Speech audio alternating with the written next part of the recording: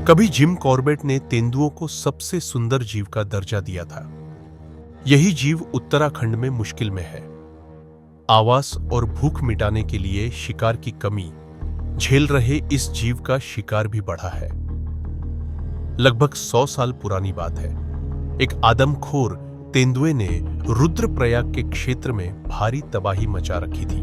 1918 से 1926 के बीच पहाड़ी क्षेत्र गढ़वाल में भय व्याप्त था, जिसके कारण लोग रात में घरों के अंदर ही रहते थे। 500 वर्ग किलोमीटर के इस क्षेत्र में जो भी व्यक्ति अंधेरे के बाद बाहर निकलता था, उसे मौत का सामना करना पड़ता था। इस आतंक के लिए कुख्यात नरभक्षी तेंदुआ जिम्मेदार था, जिसने उन 8 सालों में रुद्रप्रयाग में 25 लोगों की जान ले ली थी। हालांकि भय का यह राज 26 मई 1926 को खत्म हो गया। 8 साल तक एक समुदाय को आतंकित करने वाले तेंदुए की कहानी ने न केवल भारत में ध्यान आकर्षित किया, बल्कि ब्रिटिश अखबारों की सुर्खियां भी बनी और ब्रिटिश संसद में भी इस पर चर्चा हुई। कई स्थानीय लोगों का मानना था कि इलाके में 2 तेंदुए थे। हालांकि वास्तव में वहां सिर्फ एक ही था।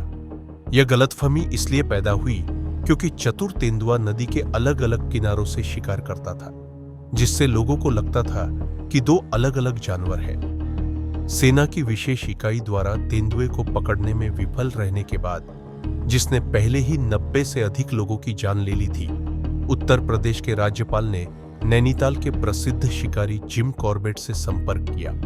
1925 में कॉर्बेट को तेंदुए का शिकार करने की अनुमति मिल गई।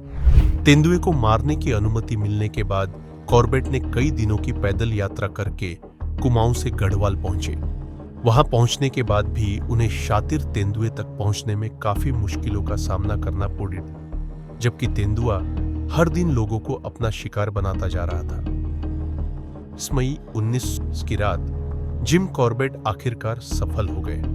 गोली लगते ही तेंदुआ अंधेरे में जोर से गुर्राया और गायब हो गया। फिर अगली सुबह रुद्रप्रयाग के पास पहाड़ की एक चोटी पर उसकी लाश मिली। जिम कॉर्बेट ने जब उस बूढ़े तेंदुए को देखा तो पता चला कि उसका एक नुकीला दांत काफी पहले से टूटा हुआ था। पता चला कि 2 नौसिखिए शिकारियों ने 8 या 9 साल पहले उस जवान तेंदुए का शिकार करने की कोशिश की। गोली उसके दांत में लगी और तब से वो जंगली जानवरों का शिकार कर पाने में असमर्थ हो गया। भूख से बेहाल तेंदुए ने पेट भरने के लिए कोमल मांस वाले इंसान पर झपटना और उनका शिकार करना शुरू कर दिया। सूर्योदय के समय जिम कॉर्बेट ने तेंदुए की लाश के पास पहुंचकर उसे सहलाया और तेंदुए की लाश के ऊपर कुछ फूल गिराए और कहा, हिमालय तुम्हें हमेशा अपनी गोद में सुलाए रखे। तेंदुए की मौत को देखकर कॉर्बेट इतना दुखी हुए कि उन्होंने वन्य जीवों को बचाने का अभियान शुरू किया। वो लगातार कहने लगे कि जानवरों के लिए अगर जंगल ही नहीं बचेगा तो वो क्या करेंगे। जिम कॉर्बेट की ही सलाह पर 1930 में ब्रिटिश सरकार ने उत्तराखंड में एशिया का पहला नेशनल पार्क बनाया।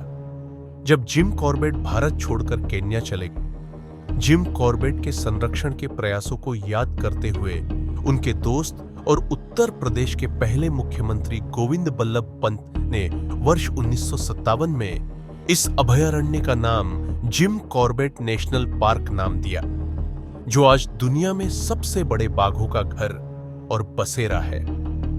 कैसी लगी आपको ये जानकारी जरूर बताइएगा। और ऐसी ही किसी एक और सच्ची घटनाओं के साथ आपसे मिलेंगे किसी और कहानी में।